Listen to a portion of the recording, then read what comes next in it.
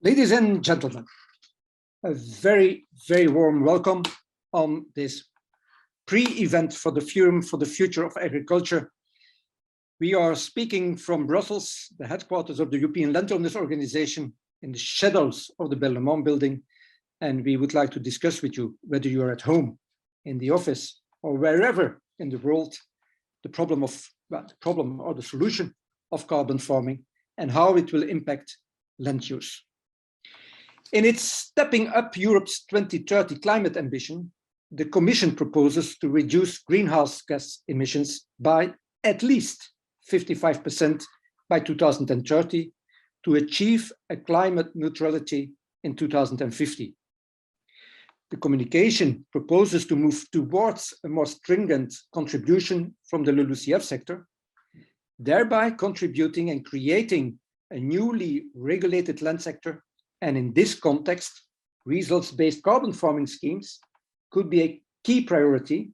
It is already a key priority for the French presidency, and it could be able to incentivize farmers to deliver on their climate mitigation ambitions. Ladies and gentlemen, we have this afternoon an excellent panel, and that panel is Patrick Sheridan, his global head of digital sustainability at Syngenta, Mark Rosiers, director at Mark Rosiers Food and Agriculture Consult, Georg Gures, head of Europe for Indigo Agriculture Europe, and Silja Nissens, policy officer for agriculture, European Environmental Bureau.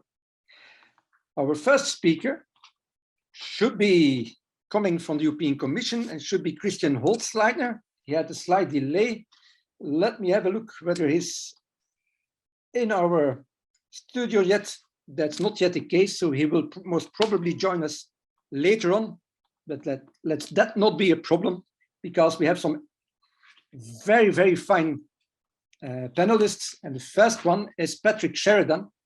He leads the digital innovations for the agri-tech company Syngenta, creating sustainability-related business opportunities in agriculture. He has over 20 years of experience in the industry, working on farms, marketing, sales, IT, and digital, as well as multiple ag tech startups. So he holds a PhD in agricultural economics focused on sustainable land use systems. And Patrick is also someone who enjoys outdoor activities with his family. Patrick, the floor is yours. You have 5 minutes to give your viewpoints on carbon farming. Thank you, Jürgen, for the introduction. I just noticed Christian just joined, so I think we can get him to share his thoughts as well. Well, thank you, everyone. Welcome to the session. Hello, Christian. My points are really going to be around land use productivity. So for me, at the center of carbon farming and climate neutral agriculture is really land use productivity.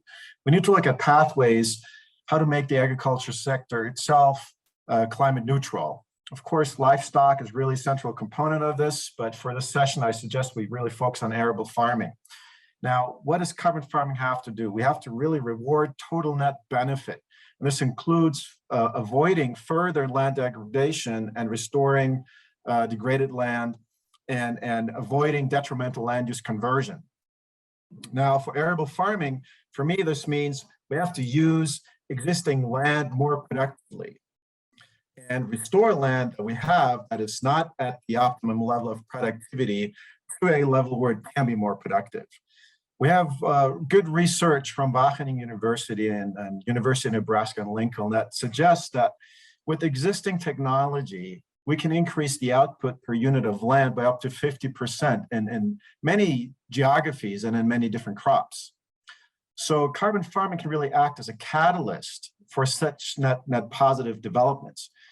But even in voluntary setups, so when we speak about carbon farming in Europe, right now it's really mostly voluntary setups, we need a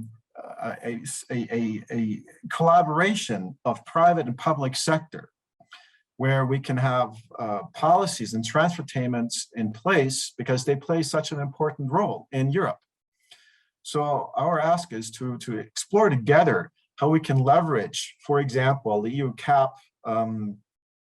program to assure permanence, to avoid leakage, and to also reward good land stewardship, especially when markets for carbon credits fail to provide the incentives, or where these markets struggle to provide incentives for long-term processes, such as permanence. Now, these incentives will create an opportunity to slow down deforestation without jeopardizing food security. As we look at carbon farming, as we look at Europe, we also have to keep in mind what is the impact on outside of Europe, what are on the geographies and countries outside of Europe, on farming and agricultural production in other parts of the world. And we're, as Syngenta, we're active in both areas. In China, we have our MAP centers where we help growers transition to more productive, sustainable, and climate-friendly practices. And in Brazil, we have our land restoration program that actively restores degraded land and sequesters CO2 in the process, while, as a result, producing climate-friendly commodities. So what is our role in all this, and what do I believe we need to play in collaboration with public organizations and with other industry players, instead of providing technologies and services to growers that they would need to transition successfully to regenerative agriculture, to climate-friendly agriculture. This is it from my side, Jürgen. I'm really looking forward to a constructive and fruitful discussion with the other panelists, and looking forward to a lot of questions and good feedback from the audience. Thanks. Thank you, Patrick, and perfectly within the timing. That's perfect. Our second panelist for this afternoon is Mark Rosiers. He's director at Mark Rosiers Food and Agricultural Consultant, but he's also senior advisor to the European Landowners Organization, specifically on the theme of carbon farming. Mark holds a Master of Science in Economics from the KU Leuven and from the London School of Economics.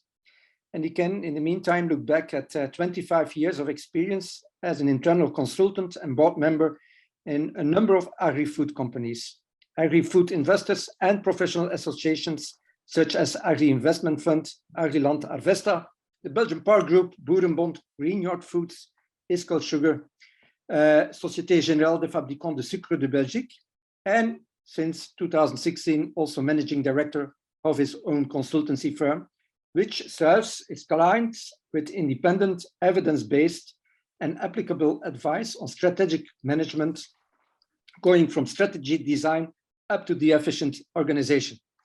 Also involved in public affairs and lobbying issues, going from political mapping, stakeholder analysis, and so on. And in this capacity, he's also a senior advisor to the European Landowners European Policy Group, and among the others, the file holder at the European Landowners Organization for Carbon Farming. Mark, the floor is yours. Thank you very much, Jürgen. I will start with two pictures, two graphs. Have I control on the screen? Yeah. So the first graph is, everybody knows it but I think it's good to start. 1/3 of the global greenhouse gas emissions stems from the food system, and within the food system, 2/3. Next slide, please. 2/3 comes from land use and production.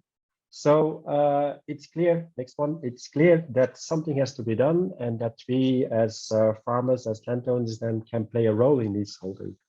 When we speak about carbon farming, I want to make 4 points. The first point is that we use a very broad definition. For us, this involves the management of both land and livestock, all pools of carbon in soils, materials, and vegetations, plus all the different fluxes, carbon dioxide, but also methane, as well as nitrous oxide. Good. There is second point, result-based carbon schemes establish a direct link between delivered results and the payment to the farmer. Third point, the European Commission has very high ambitions, and I think they are in line with what we need on the global warming up and so on. And the ambition is that by 2035, the combined LULUCF sector and non-CO2 agriculture has to be climate neutral. And fourth, I think carbon standards, when we speak about it, the main contribution must be that they give and deliver the necessary knowledge, understanding, and evidence so that the farmer can make the right decisions. Next one. When we speak about carbon farming standards, the first objective, of course, is to maintain and expand our natural carbon sinks and to increase storage in biomass. A second element is that we want to do this. How will we want to do this? By sustainable agricultural practices, amongst others, regenerative agricultural practice, because there's quite a lot of confusion in the definitions. But what's important, it's not only carbon, it's also the impact on the agronomic, environmental, and climate benefits, which can be generated by investing and increasing soil organic carbon. Therefore, we consider carbon as an ideal lever to highlight and valorize other ecosystem services. So we want to address and to highlight a broader scheme. But we have to remain modest. We saw already we are part of the solution. We are not necessarily the solution. And the second element is that we see a lot of things happening on the field. And there is a lot of initiatives, rather small scale, others bigger scale, but there is also a lot of hesitation. So this goes to our final slide, my final slide with, okay, what is important, I think, if we think it's important to get an uptake and upscale of carbon farming. The first element is that we have to have the farmers and the land managers on board. I often participate in webinars, but nowhere we find farmers in the webinars. We need to have them also on board. And the first thing that's for them very important is getting the right reward. The sources, the finance sources can be of different origin. It can be public subsidies or private incentives, but they have to get a reward. The second element is that, okay, there is a lot of lack of knowledge, and we need to develop and strengthen this professional and independent advice to the farmers. We also have to maintain and develop communities of practice, and we need co-creation, innovation in products and new processes together with them. Second big element, by creating rewards mechanism, we need to have some, we need to create trust, because in fact, the finance will come only when we can provide to those who want to pay that what we say is also delivered in practice. So we need very robust MRVs, like they call it, measurement, reporting, and verification system. And finally, when we want to stimulate this investment in the private investor, we need reliability. And there I join what was said by the previous speaker. We need to address problems of adverse selection, expected outcome of non-additionality, expected leakage, and non-permanence. Thank you. Thank you, Mark. Our third panelist is Georg Gures, head of Indigo Agriculture Europe. And Georg, he's really a man of the world. He has lived in 5 different European countries over his career, which is already 24 years long. And he's always being involved in strategizing for and achieving success in the agricultural industry. And for the past 15 years, Gures worked in various leadership roles for Syngenta, including head of commercial operations and strategy, where he was responsible for the implementation of business strategy and market development in Europe, Africa, and the Middle East. And at Indigo now, Gures drives a rollout plan that supports grower profitability, environmental sustainability, and consumer health across the continent. Georg, floor is yours. Thank you very much, Jürgen, and good afternoon to everybody. Thank you for the invitation, the possibility to join this event today.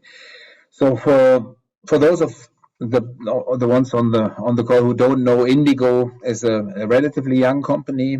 Was founded in 2014 and basically has the purpose of harnessing nature to help farmers to sustainably feed the world. And we started off with some biological input research and commercialization, but have expanded that and are now also active in the area of carbon farming, because we believe that this is a very important element to help to make agriculture part of the solution for the challenges of climate change, and also to get the right incentives for farmers to change their practices.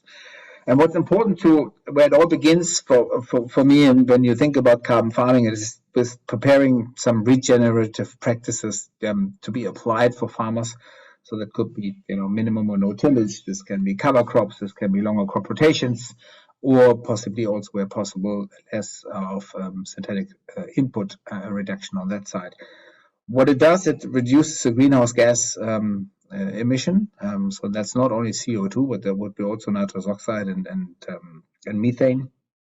And it does help also to give soil benefits, because the soils do show that they get enriched. There's more organic matter in the soil. Other than the ability to sequester the carbon in the soil, you also see that the soil over time develops a stronger drought tolerance if they are worked on in this way. Now, the very important point is, and I think we're certainly going to discuss this today as well, is of course that any methodology you follow needs to be very robust, and you have to be making sure that it is real, it is additional, it is verified, and it's permanent. And we've been working together and supporting the development of methodologies for carbon farming with Vera VCS on one hand, and the CAR, Climate Action Reserve, on the other. These are the two methodologies we are utilizing and following. And they're a mixture between modeling. So you take a biochemical model, you feed it with all sorts of different data, and soil sampling. So it's a combination which allows you to have at manageable cost, the highest level of accuracy. And I think that's extremely important.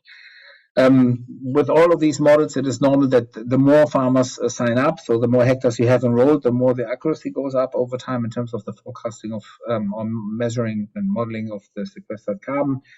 So that is important. For a farmer, how does it work? If they want to enroll, they would pick a field, they want to make a practice change on, they decide what they want to do differently than before, and then they would supply some of the historic data and then also the proof of the data that they've done things differently, and we would of course support them with that. With this, you then are able to basically go and in the end issue a carbon credit. Now, we believe that it is extremely important that the right incentives are set. So we might touch on that. So there's a political framework, and we are very happy to see that there is the right momentum behind it right now, so that farmers can benefit through the CAP and other areas also for the right transition support. But we can also think beyond carbon farming. So we can also think about, for example, low carbon grain, scope 3 reductions. Why wouldn't the farmer be incentivized and paid for these activities if they are provided these services? To close it out, so far we have about 1 million hectare of farmers who've signed up with Indigo. And we also started some pilots in Europe, and we have actually some demo farms just outside Brussels with our partner Agriland. And we are at the cusp of issuing in the next few weeks the first ever large-scale farming created carbon credits in the US, and we are very excited about this. So I stop here and give it back to you, Jürgen. Thank you.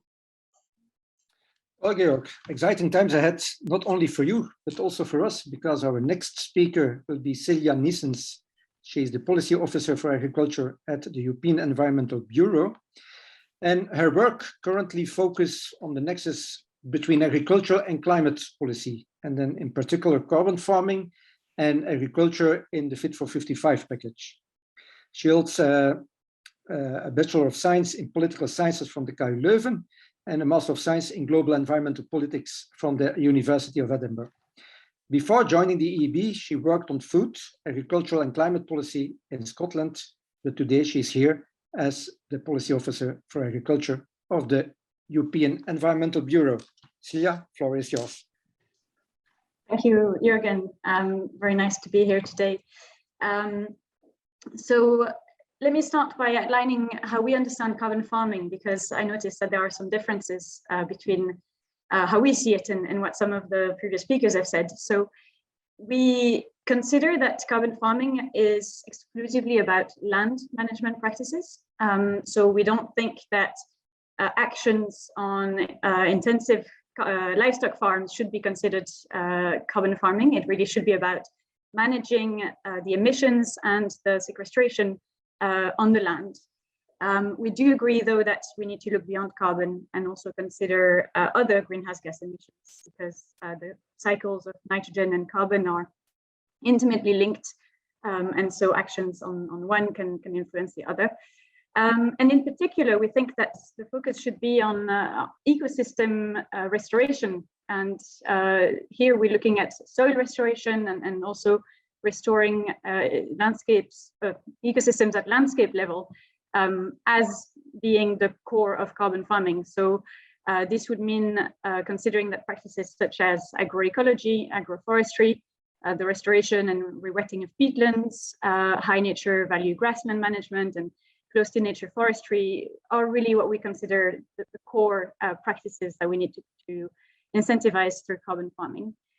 If we promote those practices, we think that, and the evidence is that there is considerable potential for having win-win-wins for climate, for nature, and for farmers if we really deploy those carbon farming practices at scale.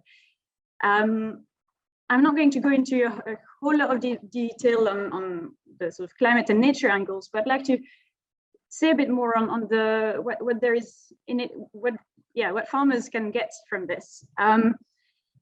So as already mentioned by Gorg, so it's quite clear that soils are healthy and that have a good level of soil organic matter and carbon, that's a good proxy for soil health, are more resilient, they are more drought tolerant, they are better able to absorb water, etc. And so there is a really strong case for saying that farmers will benefit from applying carbon farming, maybe not tomorrow, because there's a bit of time of transition, but no doubt in the longer term, even within a few years,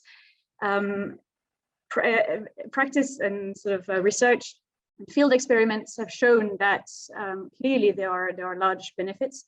It increases the resilience of the field, of the farm, and so of the production system, which is crucial in the times of increasing climate shocks.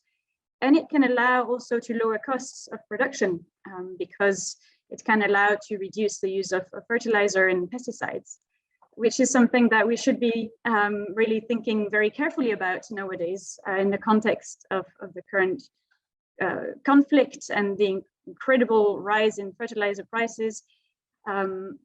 We think that carbon farming is part of the potential solution to move away from the current very linear, quite extractive, intensive, and actually environmentally destructive model of production, which is polluting a lot also through inefficient use of fertilizers, and to move towards a circular model of production, circular nutrient management, and really bringing all of the different dimensions. So not just looking at yields, but looking at ecosystem function and really looking at impacts of the production system on the ecosystems.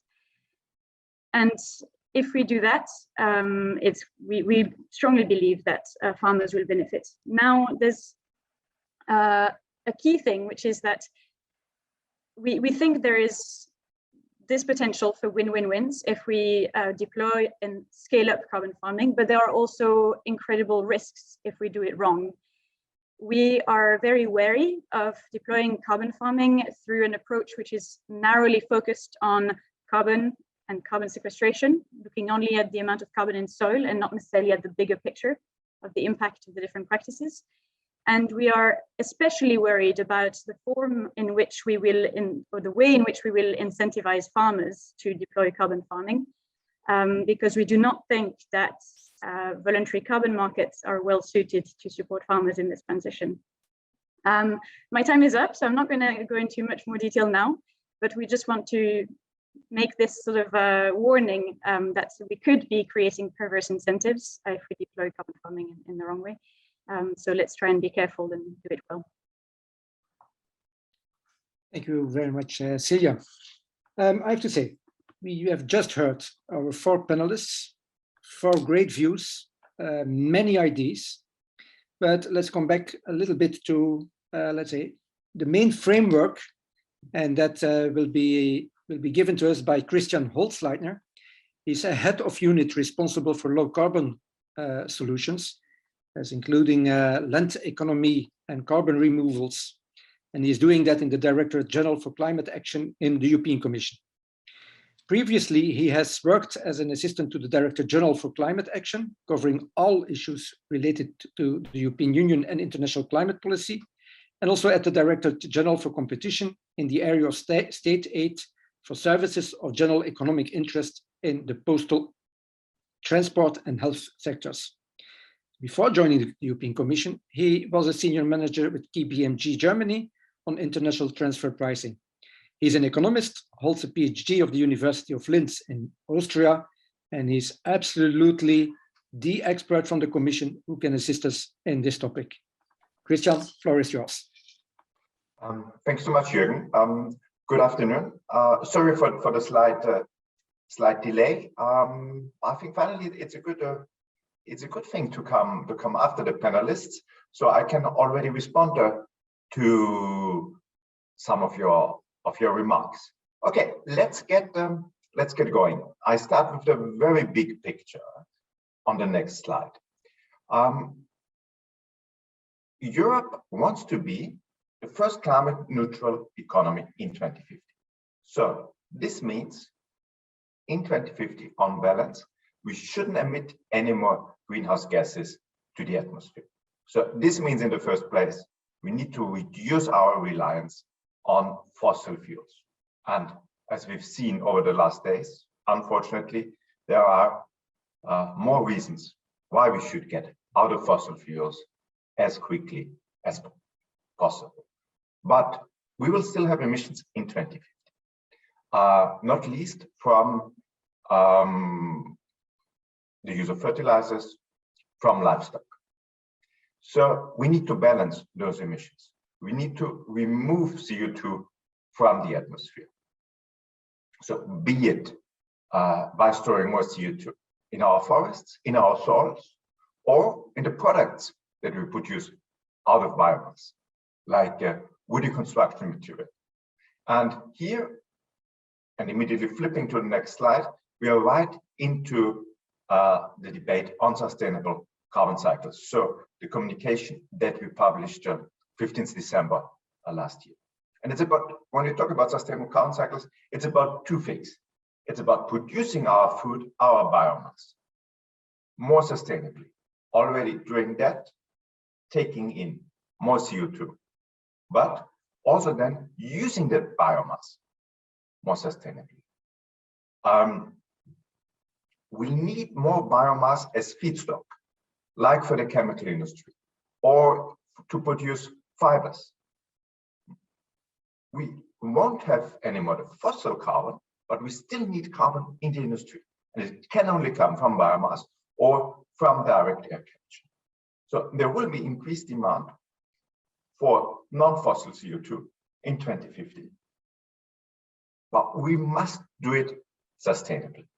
So, and this is what I find so exciting when looking like this on the bioeconomy.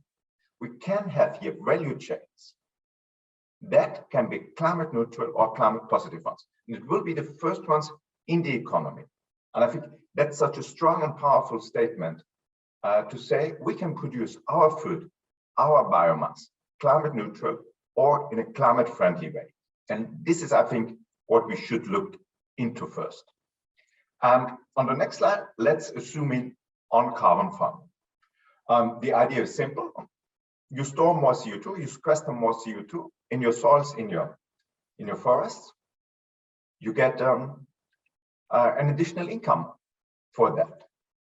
So it's good for the climate. It's good for the bioeconomy. And as Celia also said before, these are a lot of solutions of practices that are also good for the biodiversity, good for climate resilience, good for the fertility of the soil. So these are kind of triple win things. Good for the climate, good for biodiversity, good for the bioeconomy. And this is what we should be looking for. Yeah, I think you've heard before a very good definition of carbon farming, to which I fully agree, including all greenhouse gas emissions. So I won't repeat that anymore.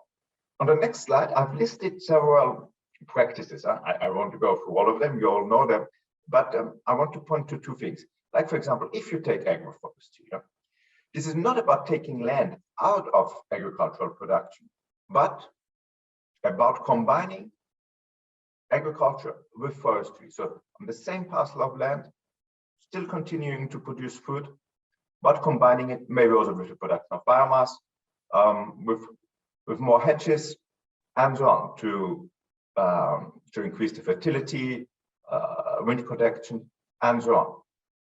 So carbon farming is really not about taking it out of production, but still continuing the farming activities, but do it in a more sustainable way. The same you see with the rewetting of peatlands. Of course, you could have like one business model where you completely take the land out of the agricultural production. You rewet it. Maybe you put again maybe some solar panels. You combine it with the production of renewable energy. You could still do polluter on it, or maybe you're only going to the temporary rewetting. So again, a lot of possibilities. What we have to see, what can work best there. And we see a lot of initiatives around in Europe that are exactly doing these things, that are doing these good things, and that we want to support. And on the next slide, in my view, you see the two important things that we need to address. So how do we finance it? And what I find particularly interesting is, again, coming back to this idea of the value chain. All the big food producers that are known as Nestlés of this world want to sell their consumers, I have a climate neutral or maybe even a climate positive value chain. The same for biomass users like IKEA. And I think that should be our first focus. Then we get this additional willingness to pay in the value chain. I think Georg also mentioned it before. Like for the are known as Nestlé's, IKEA's, the scope 3 emissions are the important thing that need to be reduced, that they can say they are climate neutral. So, and we should really look into this. Then, of course, there's currently the voluntary market, where you could also sell your carbon removals to a company like an airline, someone else outside the sector. And you've just heard also before, that's quite toxic. NGOs have very lot of concerns about that would reduce the incentives for emission reduction outside the land and forestry sector. So if you do this, I think you really need to look very much into the quality of the carbon removals. But as I said, I think that's just one, this voluntary carbon market is one under many possible business models. There's also the public side with the common agricultural policy. More and more member states are looking into this to have eco schemes that help carbon farming. We have also a lot of funds from the European Commission, like Horizon, Life, where we support carbon farming. I think in Life we have by now more than 10 pilot projects, and there's more to come, in particular for the next Horizon. Like we have the mission for the healthy soils. We have this own dedicated cluster in Horizon Europe. So we really there want to finance pilot projects. And then what we see is also that member states use more and more money outside the common agricultural policy to finance carbon farming. Like, for example, taking a share of the revenues from the emission trading system and then putting it to the farming sector. So, for example, what I find a very innovative approach is what Sweden is doing, where they're saying, okay, I want 2 million tons of carbon removals. Who can deliver it at the lowest price? So really, I want to stay open, and we need to have more discussion on what is the future model on how to finance carbon farming. But irrespective of what are your views on that, we need to define better what is carbon removal. So for how long, how many tons of CO2 removed, stored through a certain practice. So we need common standards. We need to address this uncertainty that's currently in the market. We need reliable, robust monitoring, reporting, and verification. We need advisory services. Land managers must understand what can you do on a certain parcel of land. And of course, that should be simple enough for land managers, but of course, it must also be robust enough such that you can achieve a good reward for your efforts. Okay. On the next slide, yeah, this is a little bit our action plan that we've come out last December with our communication for sustainable carbon cycles. I won't run through it in detail, but just to say, I think we have like kind of two pillars of what we want to do. So the one thing, what we need to do short term, to support all of these initiatives to bring greater transparency to carbon farming with our certification proposal, about which I will talk on the last slide, but also with the expert group that should help us on the certification work. But what we should have in parallel is also starting a policy discussion on how should our policy framework look after 2030. How do we integrate carbon removals into our climate policy? How do we integrate it in the next common agricultural policy? So because I think that like voluntary carbon markets will not be a good solution for the longer term. They are great to start off, but if we really look into post 2030 towards 2050, we also need to look into compliance markets. But the first step is the certification. Is this good, credible, robust definition of a carbon removal? We had our conference end of January, which was quite well attended, and for which I'm very thankful. We've opened our call for evidence, so the public consultation is open until the 2nd of May, and we should come with the legislative proposal by the end of the year. So this legislative proposal will not be able to define all rules in detail, but it should give a framework on the key methodological principles that we need for carbon removals. And based on those, we should go into specific rules for all the different practices, like rewetting of drained peatlands, agroforestry, or on the technological side of bioenergy with CCS, direct air capture with CCS. And what we need to set out is robust principles for the certification. So first, we need the measurement and monitoring. So, as already said, that should include all related greenhouse gas emissions.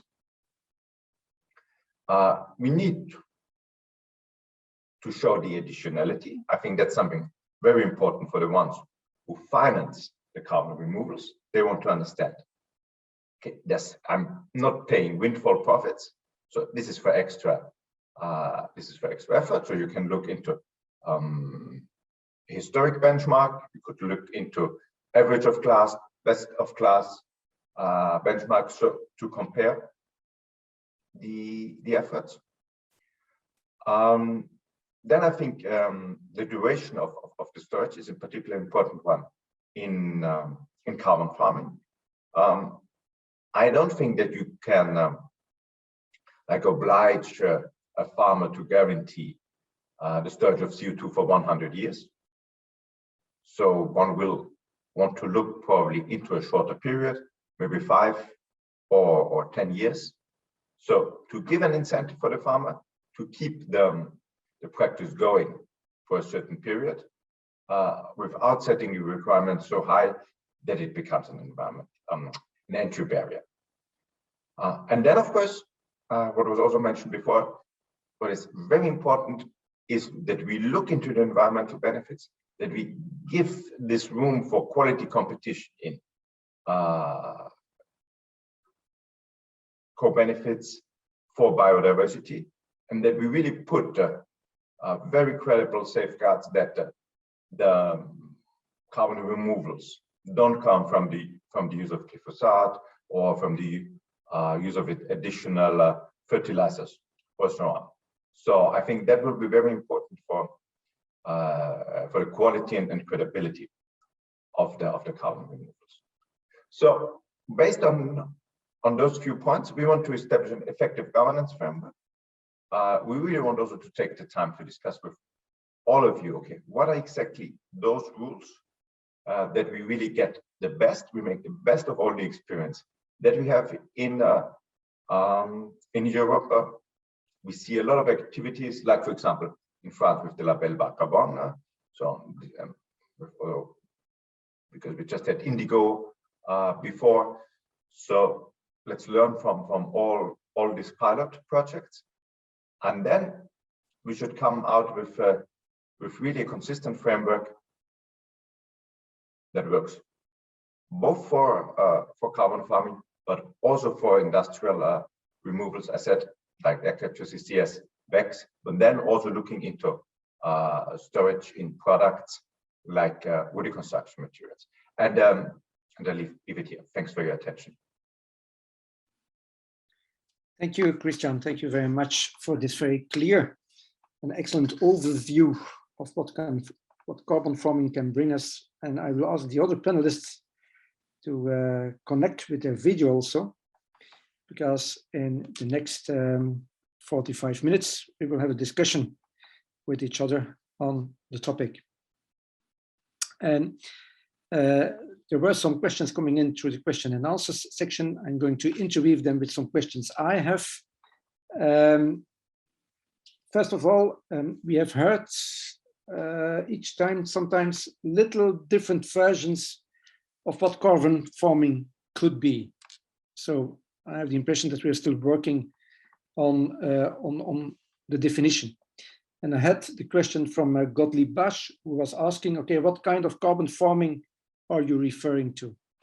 I would like first to ask Christian, okay, is there a definition foreseen within the European Commission?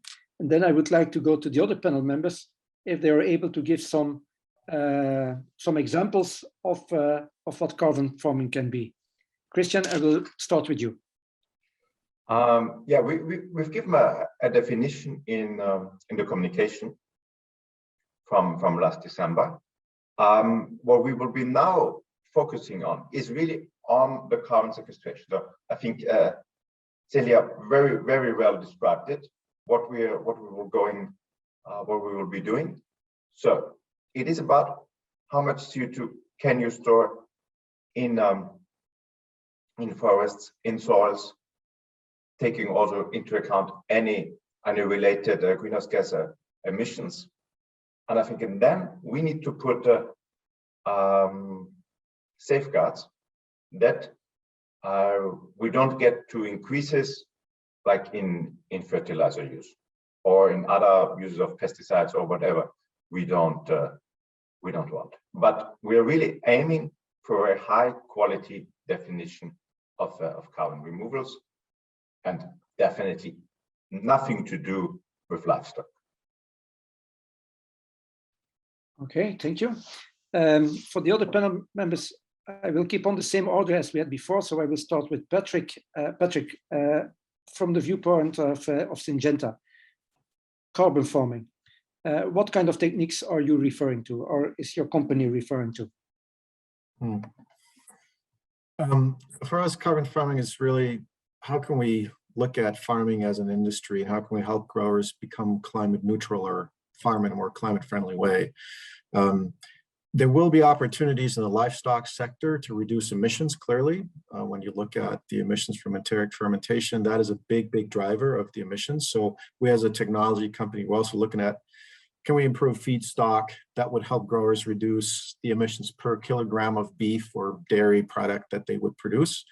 But in the strict sense of carbon farming, it's really about, as I said in my initial statement, let's focus for the session on arable farming. And how can we reduce emissions from arable farming and also increase sequestration on the land that we have?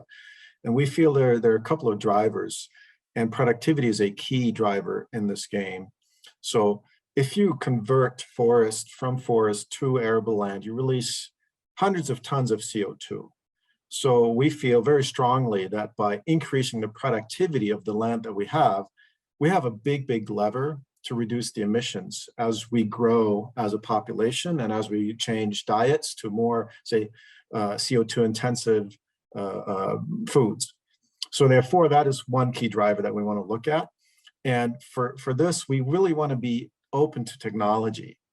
So we may find that, say, innovation outside of the crop protection sector comes up with, say, what is you could call green nitrogen fertilizer, where the emissions from the production have reduced dramatically. And then they could also come up with innovation that reduces nitrous oxide emissions as you apply the fertilizer. So we want to be open to all those innovations and not declare a certain practice as this as the go-to strategy as we progress with carbon farming. We feel strongly innovation is critical from multiple angles, and the productivity of the land is one of the key drivers as we go for, say, a climate neutral land sector. Georg, from the viewpoint of Indigo, what is for you carbon farming? Yeah, look, I think there has been a lot said also, from Christian on definitions and what's needed, on also what Celia alluded to. So I think there are a couple of things. First of all, I believe that following some clear methodologies which describe clearly, under which way a specific program is implemented is extremely important. And I think this came up a little bit also what Celia said, and when she talked about the ecosystems, you have this what is called the MRV, which is monitoring, reporting, and verification. So you need to make sure that what you're saying is real, that it's there, and it's also something where people can demonstrate with the data which is provided that the activities are done. So I think that is very important. And then the other element to your question, I believe that personally that both should be valid, a carbon an emission reduction as well as a removal. Because I think, and that's what also Patrick alluded to, being able that you reduce your greenhouse gas emissions is it's also a step forward. Now, in the end of the day, to come to what Christian has shown in terms of the data to the climate neutral goal, we need to also remove. So we have to sequester in the soil, otherwise the math doesn't work in terms of getting there. So I think they both have to be there. And then last but not least, in my view, and this was also a bit Celia, I think, alluded to, is a bit what's important is that the market is also mature enough. And I think Celia talked about the voluntary market not being ready yet at this stage to fully, or that's what I understood, and perhaps I misunderstood. But and I do believe also that there's work to be done, and that's that we have to make sure that the market gets the right maturity, that high quality premium carbon programs are the ones which are established to create the trust in the society that this is real. And I think there we are still, and I think that's where the political framework, which is outlined by Christian, is extremely important to make sure that these things are done in the high quality, because otherwise you undermine credibility of carbon farming, and then nobody benefits, not the farmer, not the society. And I think they are very important elements. And I could go on, but I give the word back because I'm pretty sure others want to say something as well. Okay, thank you, Georg. Moving to Mark, you are probably from our panelists the one closest to the individual farmers. How do you see that carbon farming? Well, I must. I joined the positions set by Patrick and Jörg, and Christian knows it too from ILO. We said from the start when we first read the 15th of December communication, there's a very narrow definition that says every reduction is eliminated. It's only removal that is taken into account. And we think that even on the crop sector, there is both elements are present. When you we can reduce tillage and all those different techniques that generate emissions, but by organizing and by adapting the practices, we can do both. We can both reduce and we can store. So from our point of view, the two elements are important and are in a way interlinked. Also on measurement, reporting and verification, reductions can be measured very clearly, even more easily, I think, than the carbon farming storage, because like Jörg said, it's based on sampling, but also on modeling.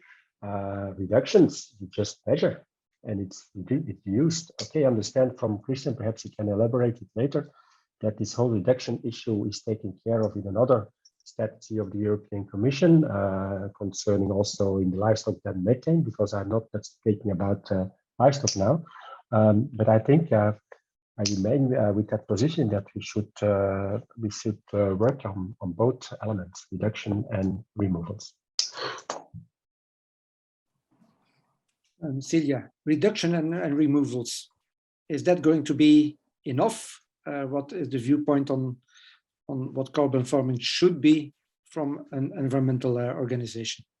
Yeah, I mean, broadly speaking, yes, we need to work both on reductions and on sequestration.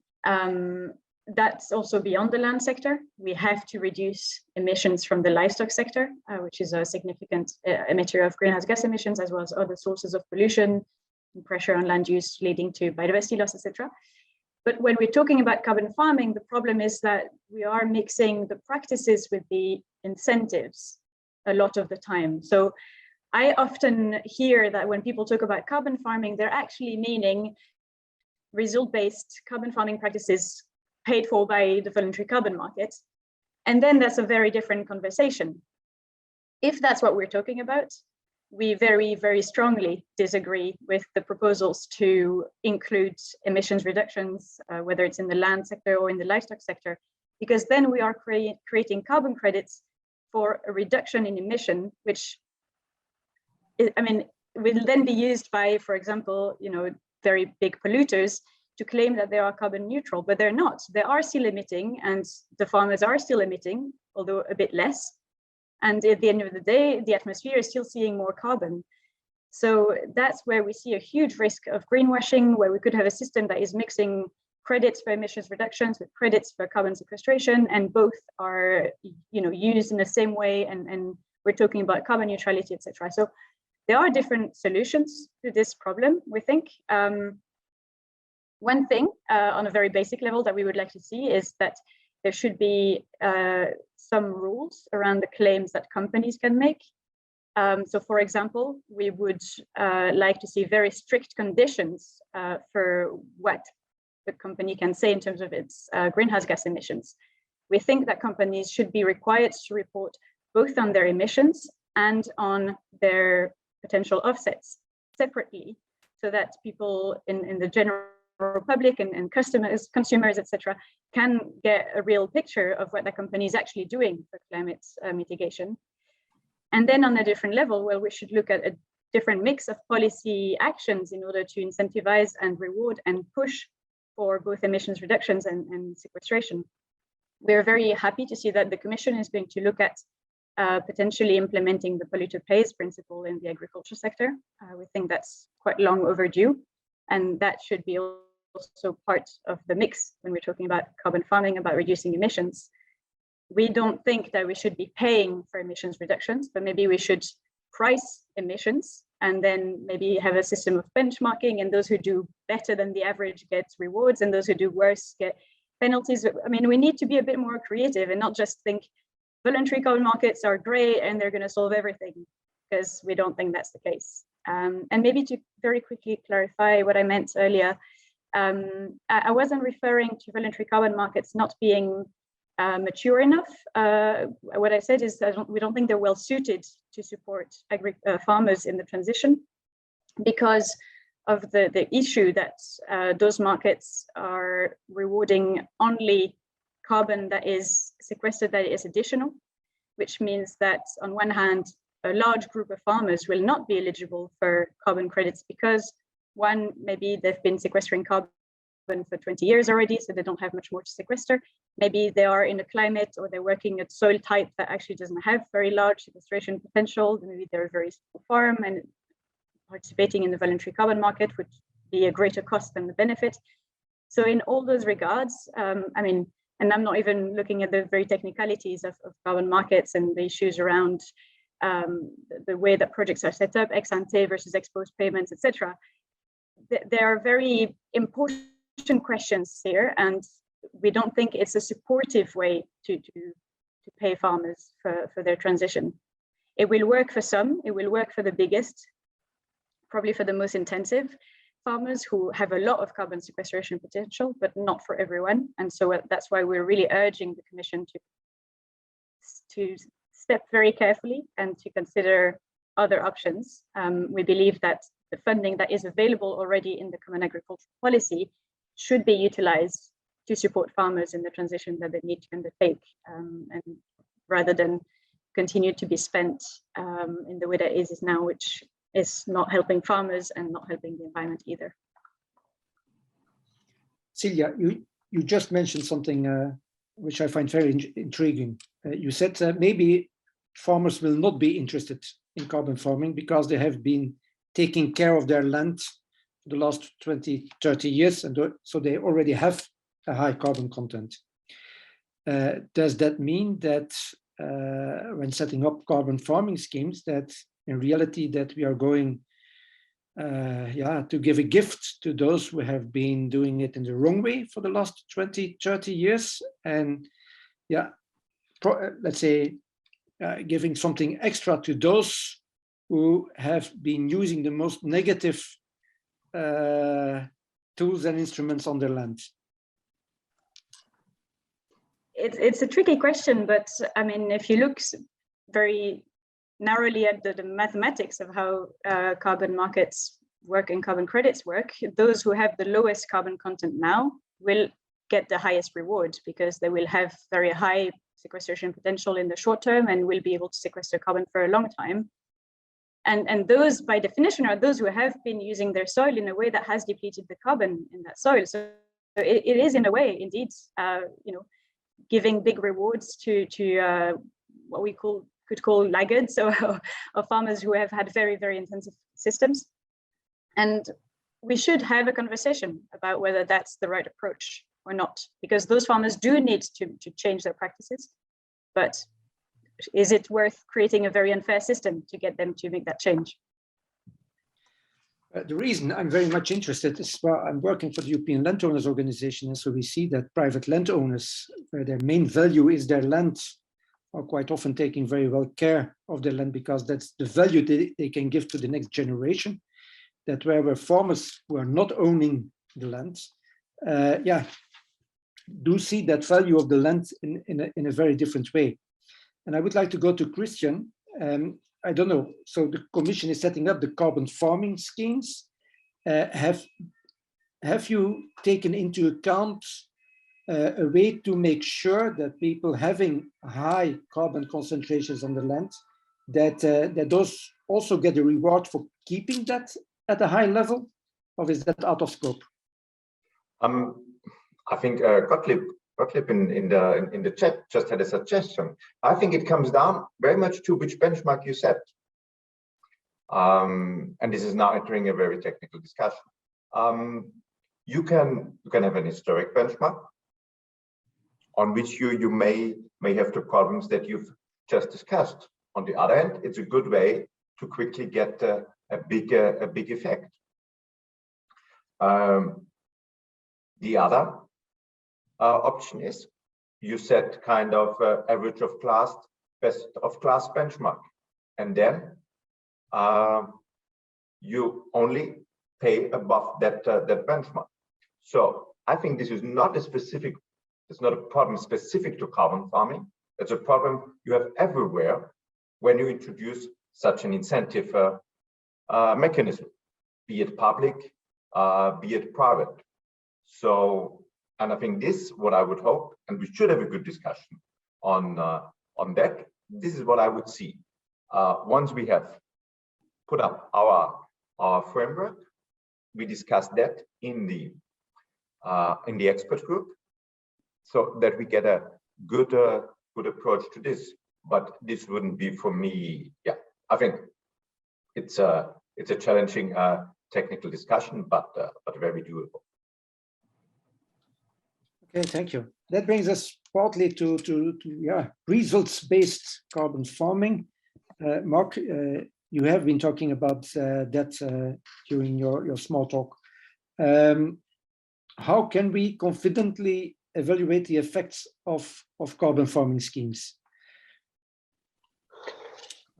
There is an issue on these result-based schemes. One issue is that from a lot of, the way Jung presented, we are going to sample, we put it in a model, and then we are going to estimate what the carbon evolution is in time.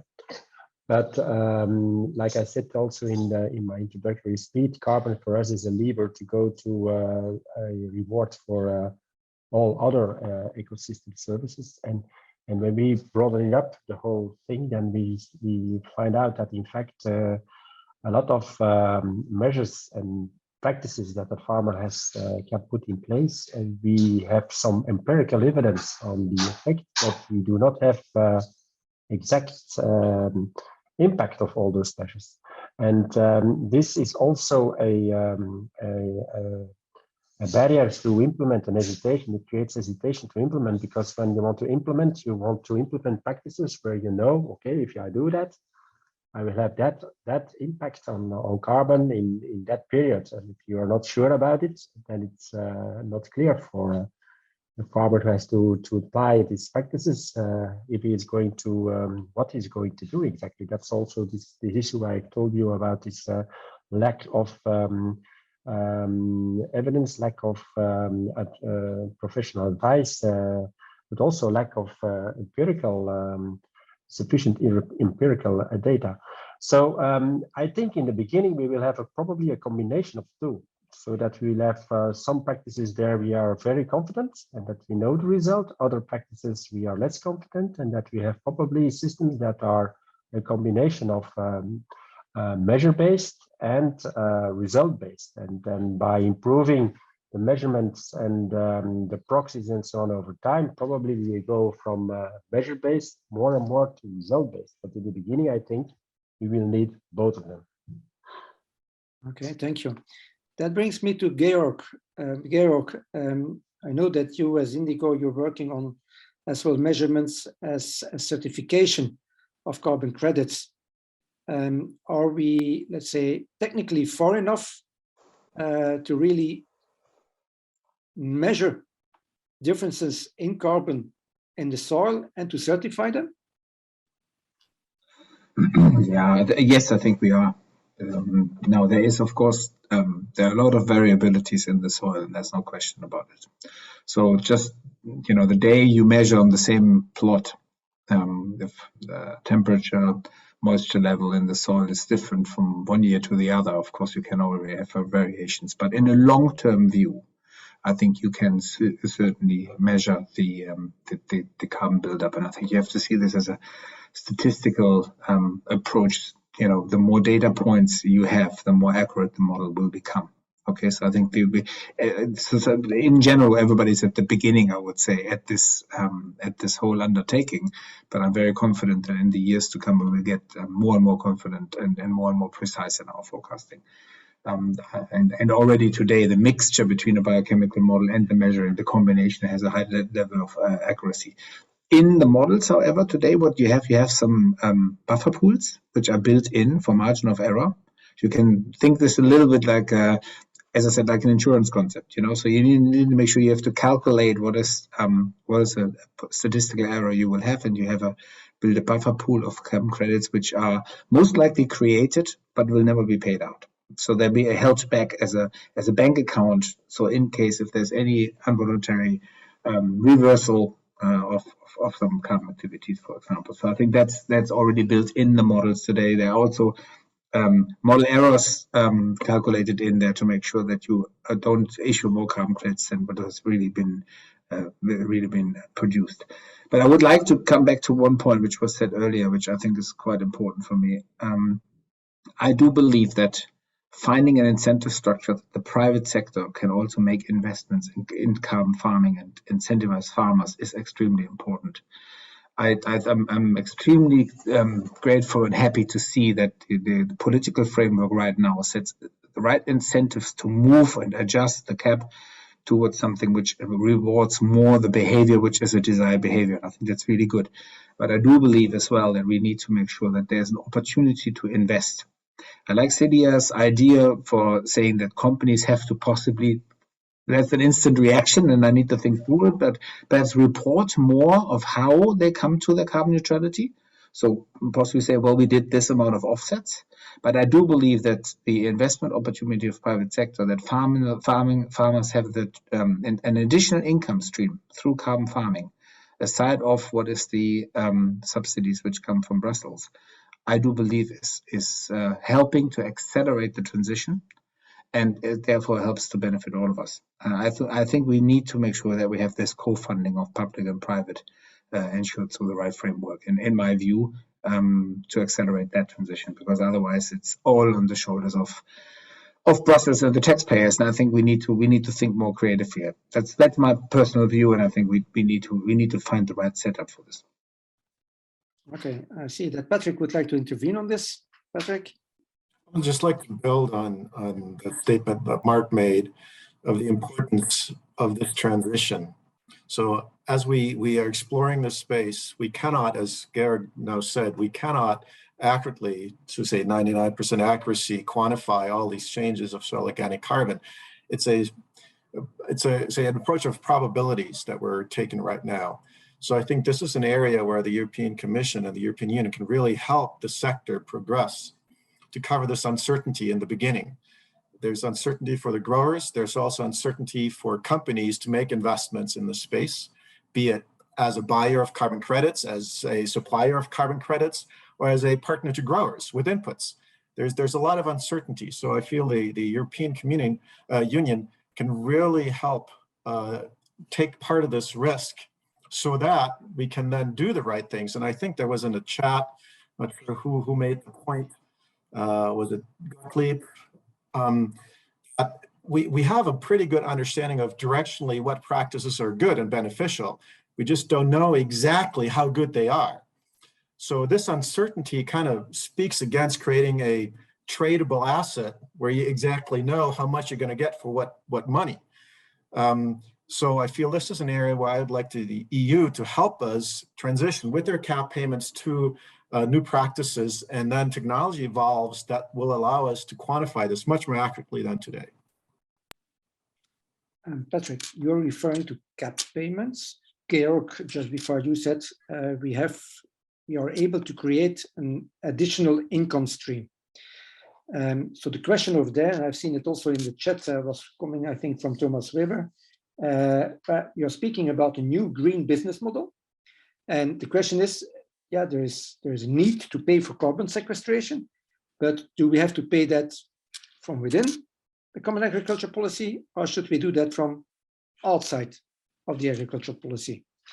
And I would be interested to hear the view of some of you, but as you were the first, Georg, to mention it, I will first turn to you, and then I would also like to go to Celia and to Christian on this. Yeah, no, look, I think I made that point. I tried to make that point clear. I think it needs to be a combination. I don't think it's an either or. I think the policy has to set a framework, and I think there should be incentives directly coming to farmers also through the policy making today. And we see that transition right now, so that the desired behaviors are rewarded for the farmers, and the eco scheme developments, etc., all point in this direction. I think in addition, we should allow that when companies want to have the need to reduce their carbon footprint, should allow that the farmer can harvest, in quotation mark, a carbon crop as a certificate and sell that for their activities, will accelerate the transition for the farmers. I think there are other things beyond that as well. I think there should be, for example, financing, I think attractive financing opportunities in green bonds or whatever they're set up for equipment change. Because if you want to do no tillage or direct seeding, you have to have different equipment, and all of that needs to be I think motivated. So I think we have to think beyond the carbon credit. I think there are many opportunities for farmers to get get additional income streams. As I also mentioned at the beginning, scope 3 reductions, you can also think about low carbon grain production and have a premium paid by some of the food companies. Then of course you are then in the food sector. Yeah? So that's of course only for the people who purchase and produce that scope 3 emissions. And we do a pilot on this one right now as well with Vasa, the rye bread maker, which is part of Barilla Group, who exactly want to do this by offset so far. And as we want to reduce the offset purchase, and we want to now reduce our own scope 3 emission by purchasing the rye, and work with us to find out how can they effectively do that. And for that, they pay the farmers a premium to do that. And I think there are many opportunities where I think the public and private sector needs to work hand in hand to get maximum effectiveness and scale, because I think Christian's slide was very clear of the size of the challenge is enormous. And I think we have to really open up in this thinking of how can we get farmers optimally motivated to transition as fast as they can do. And I think every farmer can do more, by the way, as well. Also the ones who did good in the past, there's always something people can do more on. And with the right incentive structure, I think they will be very motivated to do so. But that's at least what we see when we talk to our farmers. Okay, a combination of private and public means. Celia, is that also your view? Yes, but maybe not the same private funding mechanisms as what others here on this panel are talking about. I mean, if we step back a bit from this discussion, which is very focused on carbon markets, one first point that we should all remember is that it's not normal that farmers can't make a living from the food that they're producing and selling. And this is not really part of the conversation at the moment. It's a big issue. There's no easy fix to it, but we do think that it should be part of this. And we do think that we can talk of additional income streams for additional services, let's say, that farmers are delivering. But on a very fundamental level, there should be a fair income for farmers for the produce that they're putting on the market. Then we think that the CAP can do a lot more than what it's currently doing. It may not be able to fund all of the transition, which is indeed a very big endeavor. But the amounts that the CAP is doing at the moment to fund change is very underwhelming. We have looked, for example, at the draft eco schemes a few months ago, but I don't believe they will have changed much in the meantime. And the ambition is very low. When it comes to carbon farming, there were several eco schemes funding cover crops and catch crops, which initially were supposed to be in conditionality, so we're supposed to be mandatory to start with, but that got watered down. So now member states can pay farmers to do this very basic practice. There were very few, I think 3 or 4 countries were planning eco schemes on agroforestry, almost nothing on peatlands, peatland really wetting. There was nothing on, for example, increasing permanent buffer strips and sort of conversion of marginal lands to grasslands. So there's a huge room for improvement here, and we should be talking about that front and center in the conversation about carbon farming. Then, yes, some additional private funding can also come in the picture and support the transition. As I've expressed, we're not sure that carbon markets are the best mechanism for that, but there are other models, like, for example, reverse auctioning or supply chain financing with businesses sort of at the end of the supply chain investing in their supply chain to support their producers and primary suppliers to make some changes. And so we should be looking at how we can increase those, because one lesson that came from the Commission's report on carbon farming is that schemes that were funded by the private sector worked best when there was some partnership.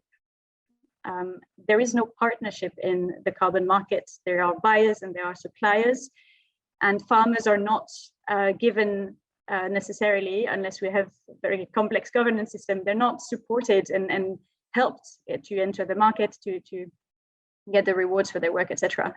But if we can have a financing mechanism that's based on maybe regional partnerships or supply chain partnerships, where we are combining the reward with the advice that the farmers needs. So we're also looking not just at paying for tons of carbon sequestered, but also support for the investments, and looking at the sort of the bigger picture, not just carbon, but the impacts on the ecosystems.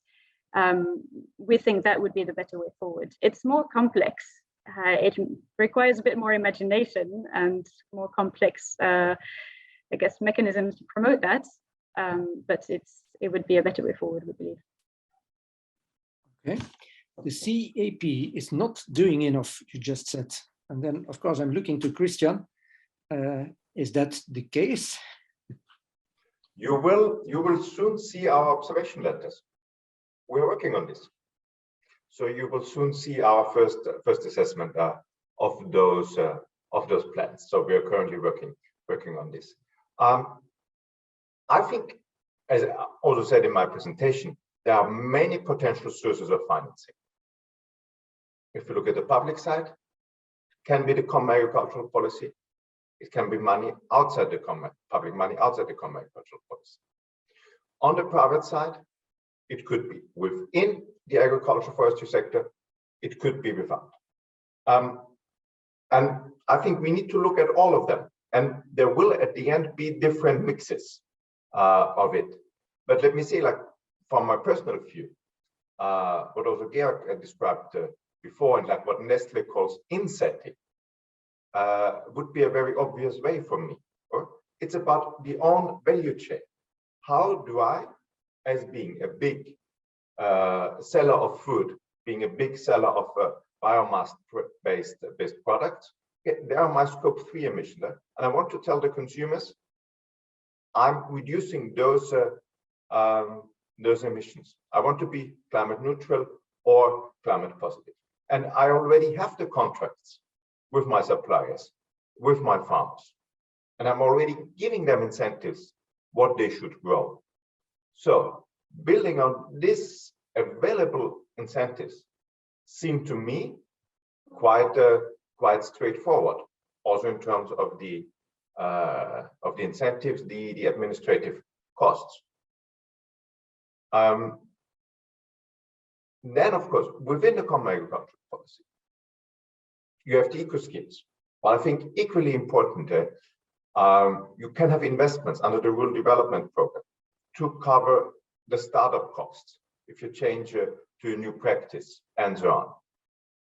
The common agricultural policy can be so important also in providing the necessary information.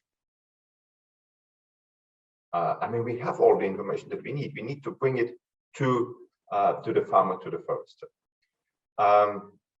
Then, what I also find very interesting, as also Celia said, and I also said before, like reverse auctions. If you more look, I think a lot of NGOs are currently looking into, if you have a separate removal target, you say you want so many removals. Okay, that would be a very explicit way of financing it. So, well, we should have a good discussion on that, and I think we have some time to do this discussion on how exactly to do it. And of course, if we talk about selling carbon removals outside the sector, so currently what you do on the voluntary market, that should be really, and I think there everyone needs to improve the governance. So there are currently too many concerns about the credibility of this. So we need to improve on the side of the reporting of the companies. We have this initiative on sustainability reporting, what my colleagues from the Director General for Financial Markets are looking at, what we are doing with the certification.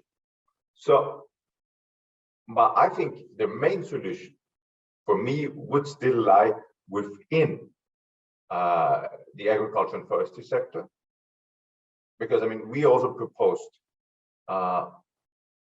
like this aspirational target of a climate neutral European climate neutral production of food and biomass by 2035, which I think is still quite a powerful objective that we should all achieve together. But once more, I'm very open on whatever type of financing, whatever type of business model can work out. Okay, thank you. Patrick was asking to intervene on this. Yeah, it's going back to the point of who should pay for all this and what financial models could work.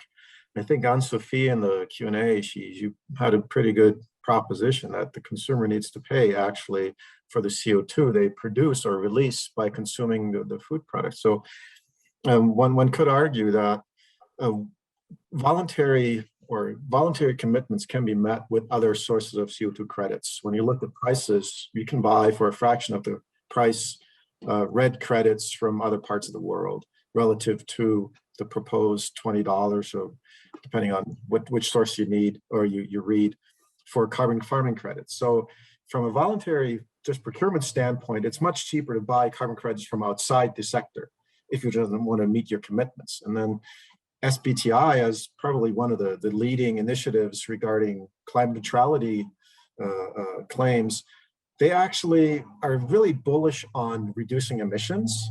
So they don't really propose or even allow, if you take it to the extreme, for using offsets to claim you're climate neutral. They really want to push the sector or the industry or companies that commit to their goals to be really reducing their emissions rather than just buying offsets.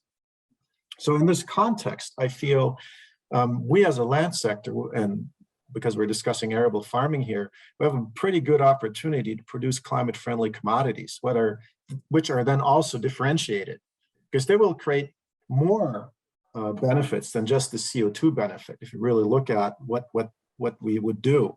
And that would then also do, to Anne-Sophie's point, that would then really close the circle, because then if I, as a consumer, buy a climate-friendly rye bread or pasta or whatever, I actually pay for the CO2 I release, and I keep it in the land sector. And there are opportunities, but it's harder to evade the reduction and to evade the land sector by buying offsets from a red project in Brazil.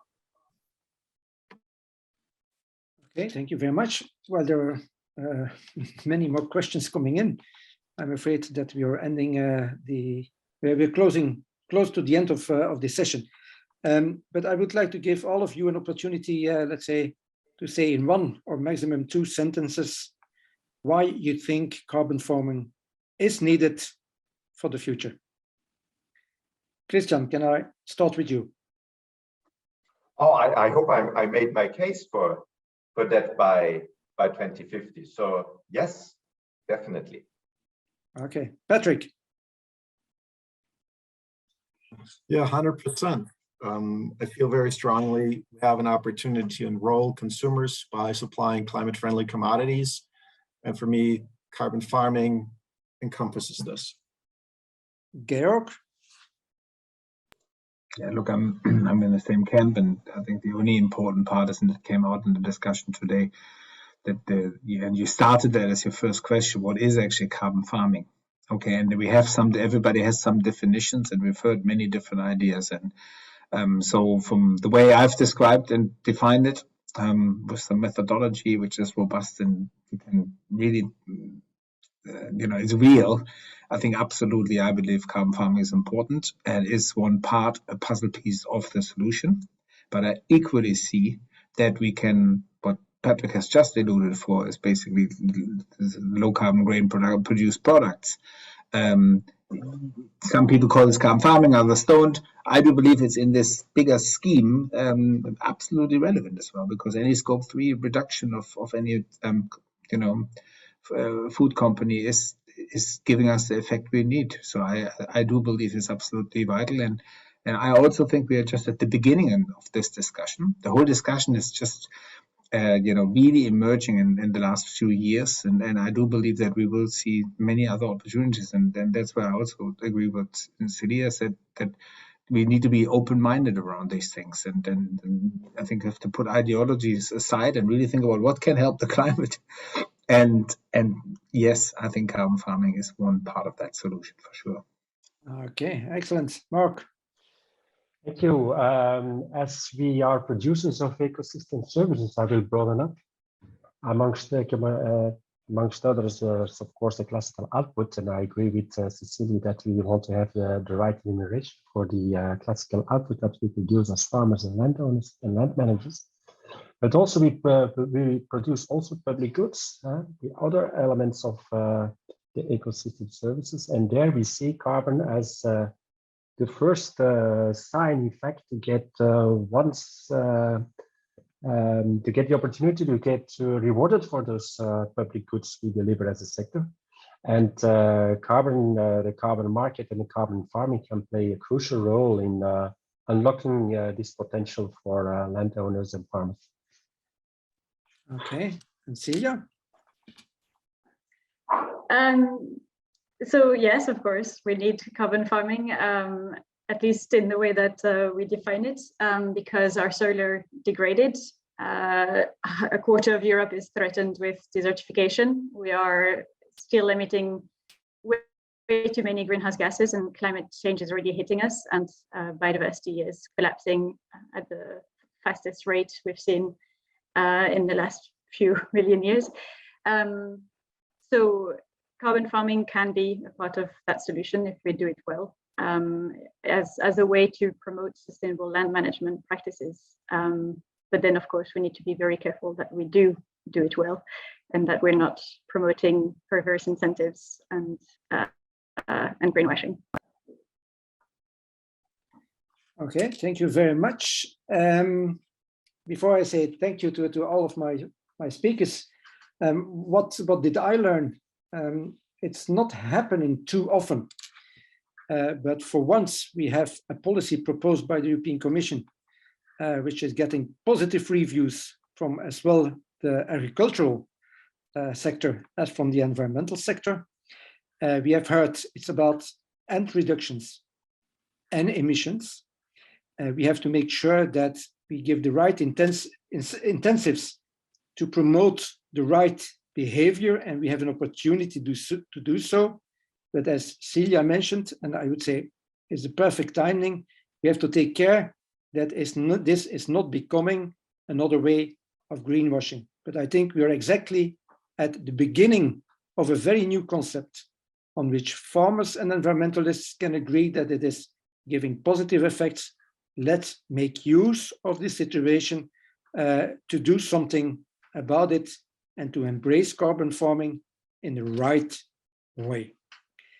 I would like to thank Christian for making time available and to give a 15-minute speech. I would like to thank my panelists, Patrick, Georg, Mark, and Celia, for spending their time this afternoon. It was an honor and a pleasure for me to be with you on the screen. And for those watching, do not forget, this is only one element of the Forum for the Future of Agriculture. We have many more webinars in the coming weeks. If you're interested, consult the webpage of the Forum for the Future of Agriculture. And don't forget, tomorrow we have as well a digital as a physical meeting in Brussels. It will be a pleasure and an honor to meet you there as well. Ladies and gentlemen, thank you very much. Good evening, and especially I thank you very much to each of my panelists and to Christian.